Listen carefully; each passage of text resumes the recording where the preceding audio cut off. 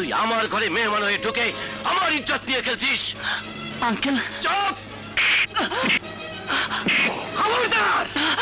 খবরদার চৌধুরী সাহেব, আমার ছেলের গায়ে হাত দেবেন না। কি দোষ করেছে আমার ছেলে? ভালোবেসেছে আপনার মেয়েকে। আপনার জামাই হবার জন্য আমার ছেলে কিসে কম? আমি না কম কিসে? এই পিডব্লিউডির সেক্রেটারি মিস্ত্রি, তোমার ছেলের পরিচয়ের আগে আমি তোমার পরিচয় পেয়েছি। ময়ূরের পালক পল্লী কাক ময়ূর হয়ে যায় না। তা যায় না চৌধুরী সাহেব, কিন্তু জন্ম দিলেই পিতা হওয়া যায় না। আরে আমি তো আমার ছেলের সুখের ভবিষ্যৎ রচনার জন্য কাক থেকে ময়ূর সেজেছি, কিন্তু আপনি তো পারলেন না মেয়ের সুখের জন্য আভিজাত্যের খোলস পাল্টে ভদ্রলোক হতে। ওদের সাথে বাহাজ করে লাভ নেই, পুলিশে দিয়ে দাও। তার আগে আমার তো কিছু কাজ আছে। এই খবরদার! আমার ছেলের গায়ে হাত দেবে না। ওই বুড়া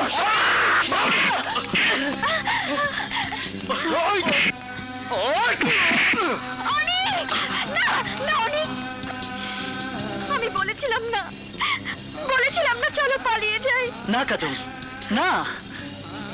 কেন পালিয়ে যাব? আমি তোমাকে চুরি করে নেবার জন্য এখানে আসিনি। প্রেম তো চুরি করে করিনি।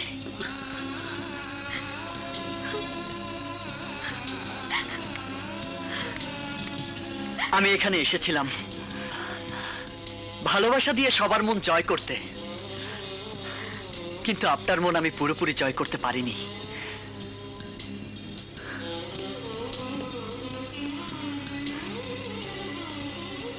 মন তো এক অচিন পাখি, তাকে খুঁজে পাওয়া যায় না।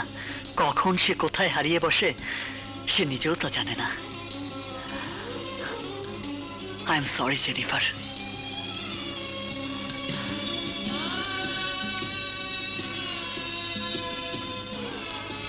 আমি চাইলে কাজল ফিরে আসতো না।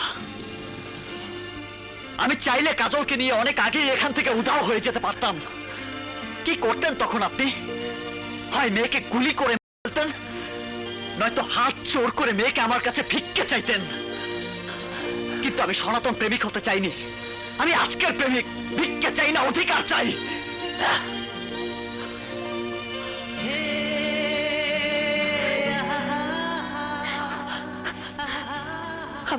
আমি যাচ্ছি কাজল। তোমার বাবা নিজ হাতে তোমাকে আমার হাতে তুলে দিয়ে আসবেন।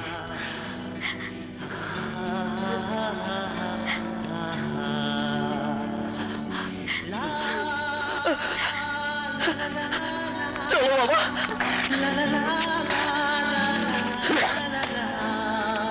কি এখনো আপনার আভিজাত্যের দম্ভ কাটাতে পারলেন না? ভাইজান, ভাইজান, মেয়েটার প্রতি একটু রহম করুন ভাইজান। কাজল অনেককে ছাড়া বাঁচবে না ভাইজান। ভাইজান, আল্লাহর দোহাই লাগে, আপনি মেয়েটার সুখের কথা একবার ভাবুন।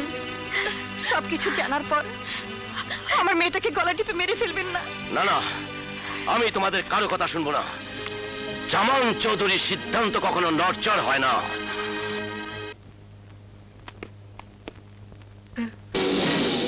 তোমরা কি করবো বস? ভাড়া খাটি। আপনি দিয়েছিলেন টাকা আর টনি সাহেব দিয়েছে ডলার।